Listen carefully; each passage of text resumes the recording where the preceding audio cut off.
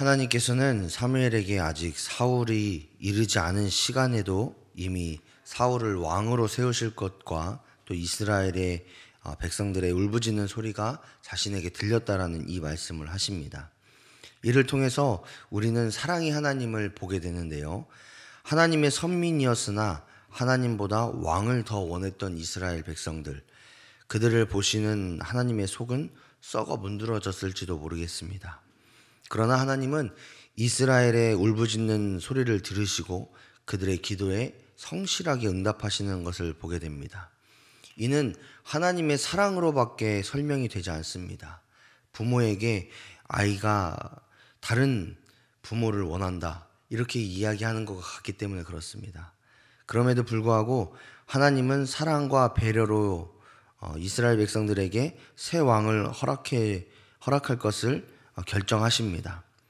그런 결정하에 이제 사무엘을 찾아온 사울에게 사울은 그 걱정거리였던 암나기를 찾는 것을 더 이상 염려하지 말라고 이야기하면서 자신의 잔치자리에 사울을 초대하게 됩니다. 그리고 그를 통하여서 하나님께서 이스라엘 왕으로 세우셨다라는 이야기를 하게 됩니다.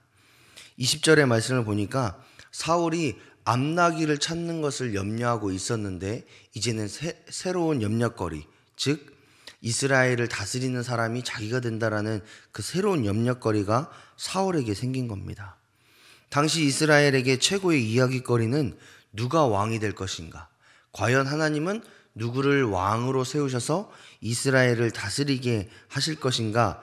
이게 최고의 화두였는데 최고의 선지자인 사무엘의 입에서 모든 이스라엘의 부러움을 받을 집, 즉 왕이 나올 가정이 사울의 집이 될 것이고 사울이 이스라엘을 다스리는 초대의 왕이 된다라는 그 말을 들었을 때 사울은 굉장히 당황했다라는 겁니다.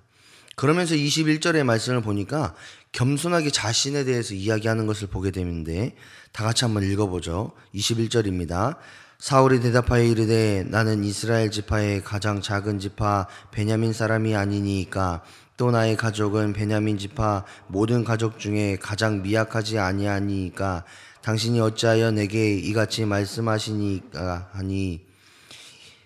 어제 우리가 묵상한 본문을 보면 사울에 대해서 표현하기를 유력한 자라고 표현을 하고 있습니다. 그러니까 베냐민 지파 가운데서 힘이 가장 강력한 사람, 또 물질이 많은 사람, 그 가문에 속해 있는 사람이 사울이었다라는 겁니다. 그런데 이 사울을 왕으로 세우겠다라는 그 사무엘의 말에 사울은 자신은 가장 미약한 지파인 베냐민, 그 중에서도 더 미약한 사람의 가정에 태어난 사람이지 않습니까? 나 역시도 미약한 사람입니다 라고 말하면서 겸손하게 자신을 내려놓는 것을 보게 됩니다. 그러나 사무엘은 자신의 잔치에 사울을 초대하여 상석에 앉게 하고 또 제사장을 위한 띄워놓은 가장 좋은 고기, 가장 좋은 요리를 통하여서 이스라엘 백성들, 특별히 사무엘의 잔치에 초대된 사람들 앞에서 이제 이 사람, 즉 사울이 이스라엘의 왕이 될 것이다라는 것을 공표합니다. 또한 제사장에게 따로 띄어진 최고 좋은 음식을 사울에게 대접함으로 인해서 이 사람이 이 잔치의 주인공이 됩니다. 이런 것들을 이스라엘 사람들에게 보여줬다라는 겁니다. 이렇게 왕을 위한 준비 자리가 끝나고 이제 사울은 이제 사무엘을 통하여서 이스라엘 왕이 될 것이다라는 것을 이제 알게 됩니다. 더욱이 25절 후반부터 쭉 보니까 사환을 보내고 사울과 함께 지붕에서, 즉 둘의 은밀한 장소에서 담화를 나눴다라고 이야기합니다. 그리고 27절의 말씀 후반부를 보니까 너는 이제 잠깐 서 있으라 내가 하나님의 말씀을 내게 들려주리라 라는 말씀을 통하여서 사무엘이 개인적인 자리를 통하여서 사울에게 하나님의 규례와 하나님의 율법과 하나님께서 원하시는 것을 사울에게 가르쳤다라는 것을 보게 됩니다. 이를 통하여서 사울은 자신이 왕이 되어서 이스라엘 백성들을 다스리지만 그 다스림의 모든 통치의 기반은 하나님에게 있다라는 것을 깨닫게 되고, 더욱이 하나님을 의지하는 자, 지금까지 겸손한 자의 모습을 가졌듯이 앞으로도 겸손하게 하나님만 찬양하고 하나님을 의지하고 하나님을 신뢰할 것을 이야기하는 것을 보게 됩니다.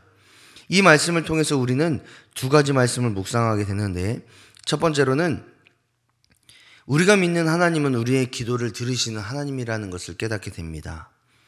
왕을 구하는 잘못, 즉 하나님보다 왕을 더 의지하고 사랑하고 신뢰하려고 했던 이스라엘의 기도를 하나님께서는 거절하실 수도 있고 그들에게 죄를 물으실 수도 있음에도 불구하고 하나님은 그들을 너무 사랑하셔서 그들의 기도를 들으셨다라는 것을 우리가 말씀을 통해 보게 됩니다. 이는 하나님이 미약하기 때문에, 왕보다 낮은 위치에 있기 때문에 이스라엘 백성들의 기도를 들어주신 것이 아니라 이스라엘 백성들이 간절히 하나님께 기도했기 때문에, 간절히 하나님의 뜻을 하나님께 그들의 뜻을 구했기 때문에 하나님이 들으셨다라는 것을 보게 됩니다. 이는 이스라엘 백성들을 골탕 먹이려는 심산도 아니고 너무나 사랑하셨기 때문에 하나님이 그들의 기도를 들으셨다라고 해석이 되어집니다. 이 말을 그대로 우리의 삶 가운데 돌이켜보면 우리가 기도하는 그 기도의 제목 역시도 하나님께서 들으신다라는 겁니다. 물론 기도 응답에는 들어 응답하시는 것도 있고 잠깐 하나님의 때에 이르기까지 기다리게 하시는 것도 있고, 또 하나님께서 원하시지 않고 또 우리에게 해가 되기 때문에 거절하시는 그런 응답의 방식 세 가지가 있지만, 하나님께서는 우리의 기도를 반드시 들으신다라는 것을 묵상을 통해서 우리가 깨달을 수 있습니다. 그 말은 뭐냐? 하나님의 자녀된 우리가 하나님께 이 시간 가운데에 나왔을 때에 우리가 우리의 간절한 기도의 제목을 담아 하나님을 찾고 기도해야 된다라는 겁니다. 그러면 하나님께서는 하나님의 방법대로 응답하실 것입니다. 하나님께서는 우리의 기도의 제목, 우리의 간절한 기도의 제목을 반드시 들으시고 반드시 응답하시는 분이심을 여러분 믿으시기 바랍니다. 두 번째 깨닫는 것은 약한 자를 강하게 쓰시는 하나님에 대해서 깨닫습니다. 베냐민 지파는 멸망 직전까지 갔던 지파입니다. 더욱이 사울 스스로가 자신에 대해서 소개할 때에 자기는 베냐민 지파의 미약한 사람, 미약한 자손, 미약한 가정의 사람이다라고 소개할 만큼 너무나 약한 존재가 사울이었고 베냐민 지파였습니다. 그러나 하나님께서는 그런 미약한 자를 통하여서 하나님의 귀한 일들, 특별히 이스라엘을 통치하는 왕을 세우셨다라는 것을 우리가 보게 됩니다.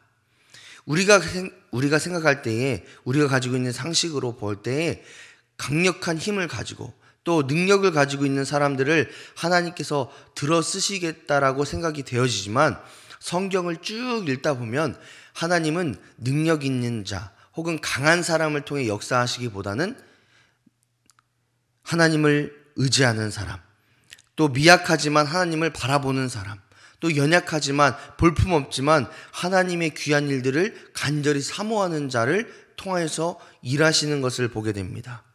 그 이유는 하나님께서는 자신의 약함을 우리가 알 때에, 그리고 우리가 그 약함으로 인해서 하나님을 찾을 때에 능력 주시는 자는 하나님이심을 의지하는 자를 통해서 역사하신다라는 것을 깨닫게 됩니다.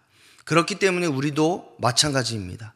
우리의 능력, 우리의 자랑을 의지하고 바라보고 신뢰하기보다는 우리의 연약함을 통하여서 일하신 하나님, 우리를 비록 모자라지만, 비록 연약하지만, 미약하지만 그럼에도 불구하고 들어 사용하시는 하나님이 저와 여러분이 믿는, 저와 여러분이 사랑하는, 저와 여러분이 의지하는 하나님이심을 여러분 믿으시기 바랍니다. 그렇기 때문에 우리의 연약함을 부족하다, 부끄럽다 여기지 마시고, 하나님, 나의 이런 연약함을 통하여 하나님 강력하게 역사해 주십시오. 나의 이 연약함을 통하여서 우리 가정이 세워지게 해 주십시오. 나의 이 미약함으로 인하여서 우리 교회가, 우리 나라가 세워지게 도와주십시오. 이렇게 기도하시는 저와 여러분이 되셨으면 좋겠습니다. 그러면 하나님께서는 우리의 연약함을 통하여, 우리의 미약함을 통하여 귀한 하나님의 역사를 이루실 줄 믿습니다. 하나님께 사랑하신 여러분, 오늘 한날 이 말씀을 통하여서, 이 말씀을 의지하여서 기도하실 때에 하나님 우리의 기도를 들어 응답하여 주십시오. 그래서 우리의 삶 가운데에 하나님의 살아계심과 역사하심이 간증이 되게 해주십시오. 이렇게 기도하시고, 특별히 나의 연약함을 통하여서 하나님 강하게 역사하여 주셔서 우리의 가정, 우리의 삶, 우리의 교회, 또한 우리가 처해져 있는 모든 상황을 하나님의 방법과 하나님의 통치 안에 바르게 세워주십시오 라고 기도하시는 저와 여러분의 한 날이 되시기를 주님의 이름으로 축복합니다.